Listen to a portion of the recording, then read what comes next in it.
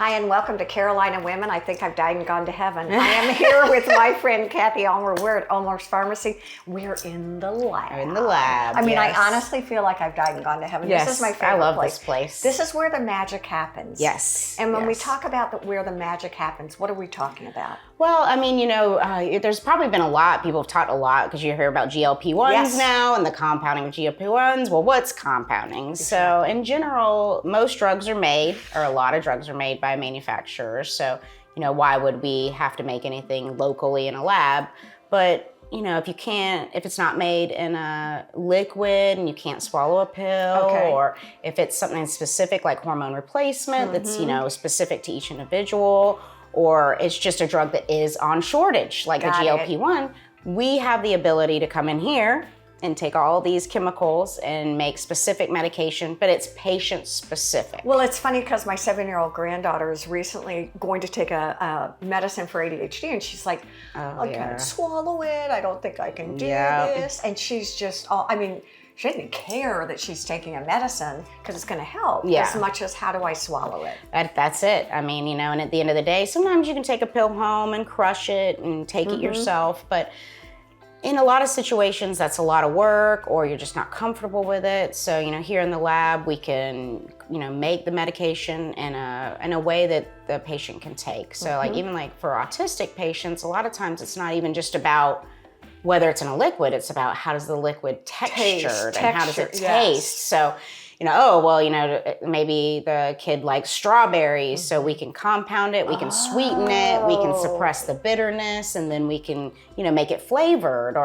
Or if they don't like this texture of a certain suspension, we can change up the so it's a vehicle. capsule, and I don't like that jelly flavor. Okay. Or if it's a tablet and it's painful to swallow, we can put it in a capsule, which is a little bit easier. Or, it's just like it's an oyster, like we can do just about anything. As we're sitting here talking, I have another client who struggles with swallowing. Yes. I never even thought about that. Yeah. So that would be something that you could. We do. I mean, especially like with cancers, like throat cancers, things like that, where it's just difficult, like making it into a liquid makes it really palatable, like where they can take it.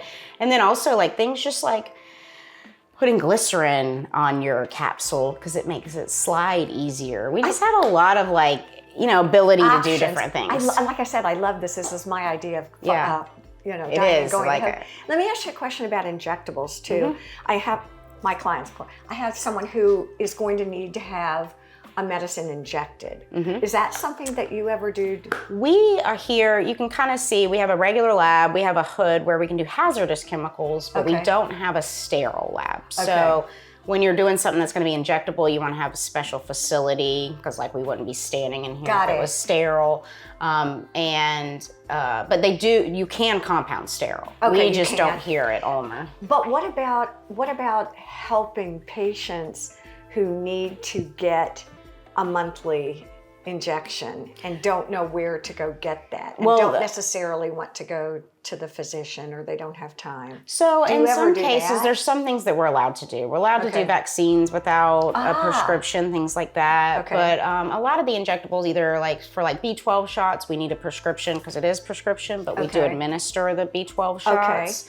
And some things are just not, it's kind of a gray area, so we have to look at our protocol of what we can inject without, being a nurse. Do you do a lot of shingles vaccinations? We do a lot of shingles vaccinations. Are you very pro?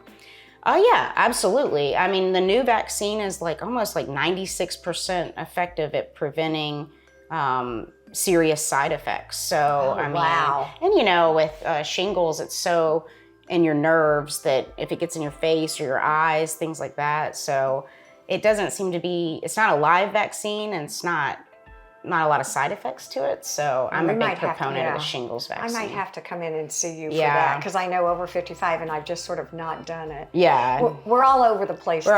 But that's all right. But I think it is okay. It is okay. Everybody's individual for vaccines. Everybody's individual for, compounds and what we can make, like hormone replacement, when we just need, hey, these are my hormones, but they're not all going to be made equally. Exactly. So we can go in our hazardous drug lab and put together little itty bitty bits of your hormones. And oh, you're amazing. I tell you, every time we come in, we learn so much, and I really, really appreciate your time. So Cathy, thank you. Stay with us, a lot more to come here on Carolina Women.